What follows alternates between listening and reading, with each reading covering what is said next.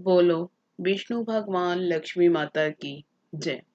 आज मैं पौष कृष्ण पक्ष की एकादशी सफला एकादशी व्रत कथा सुनाती हूँ। अगर आपको अच्छी लगे तो लाइक शेयर सब्सक्राइब जरूर कीजिएगा।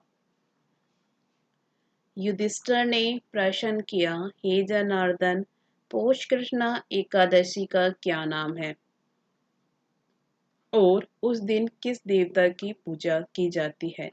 भगवान कहने लगे कि हे धर्मराज, मैं तुम्हारे इस स्नेह के कारण तुमसे कहता हूँ कि एकादशी व्रत के अतिरिक्त मैं अधिक से अधिक दक्षिणा पाने वाले यज्ञ से भी प्रसन्न नहीं होता। अतः इसे अत्यंत भक्ति और श्रद्धा से युक्त होकर करें। हे राजन, अब द्वादशी युक्त पोष कृष्णा एकादशी का महात्म्य सुनो। इस एकादशी का नाम सफला एकादशी है। इस एकादशी के देवता श्री नारायण हैं।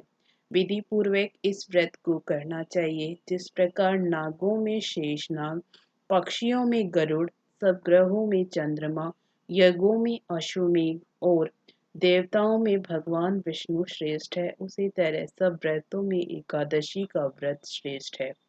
जो मनुष्य सदैव एकादशी का व्रत करते हैं वे मुझको परम प्रिय हैं।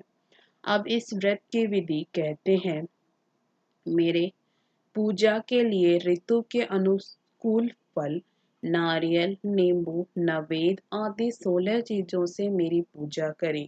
रात्रि को जागरण करें। इस एकादशी के व्रत के समान यज्ञ, तीर्थ, दान, तप तथा और कोई दूसरा व्रत नहीं है। 5000 वर्ष तक तप करने से जो फल मिलता है उससे भी अधिक सफला एकादशी का व्रत करने से मिलता है। हे राजन, अब आप इस एकादशी की कथा सुनाइए। चंपावती नगरी में एक महिष्मान नाम का राजा राज्य करता था। उसके 4 पुत्र थे। उन सब में लोमपक नाम का बड़ा पुत्र महापापी था।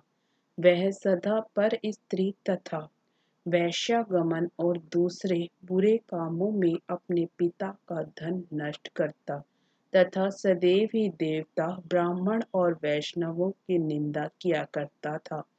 जब राजा को अपने बड़े पुत्र के ऐसे कुकर्मों का ज्ञान हुआ तो उसने उसे अपने राज्य से निकाल दिया। तब लुम्पक विचार करने लगा कि अब मैं कहाँ जाऊं, क्या करूं। अतः मैं उसने चोरी करने का निश्चय किया। वह दिन को वन में रहता और रात को अपने पिता की नगरी में चोरी करता तथा प्रजा को तंग करने और उन्हें मारने का कुकर्म भी करता। कुछ समय पश्चात सारी नगरी भयभीत हो गई। वह वन में रहकर पशु आदि मारकर खा जाता। जनता के लोग और राज्य कर्मचारी उसको इन कुकर्मों के कारण पकड़कर भी राजा के भय से छोड़ देते। उसी वन में एक अत्यंत प्राचीन विशाल पीपल का वृक्ष था। उसी वृक्ष के नीचे लोमपक रहा करता था। इस वन को लोग देवताओं का क्रीड़ा स्थल मानते थे। कुछ समय पश्चात पौष कृष्ण पक्ष की दशमी के दिन वह वस्त्रहीन होने से शीत के कारण सारी रात्रि सो नहीं सका और उसे हाथ पैर अकड़ गए।